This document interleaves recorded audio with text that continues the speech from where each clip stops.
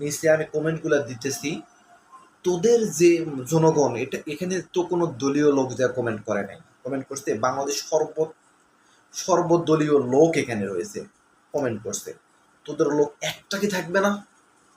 নাকি ওখানে কোনো চ্যানেলে যখন নিউজ হয় সেখানেও সব মনে করেন যে অন্য দলের লোকগুলো দিয়ে কমেন্ট করে, আপনাদের কোনো লোকই পাওয়া যায় না? দেখেন কমেন্টগুলো, দেখেন কি কমেন্ট করছে, দেখেন এই যে দেখেন কি কমেন্ট করছে। তারপরেরটা দেখেন, তারপরেরটা দেখেন, হাজার হাজার কমেন্ট আছে, দেখেন, দেখতেই থাকেন, আপনারা দেখতেই থাকেন, দেখতেই থাকেন। এইগুলো কি আপনারা দেখেন না? জনগণ আপনাদেরকে কেমন চায়? আপনারা বলেন যে জনগণের ক্ষমতা নিয়ে, আমরা জনগণের সাহায্য নিয়ে, জনগণ গণতন্ত্রের মাধ্যমে আমরা ক্ষমতায় বসতে চাই।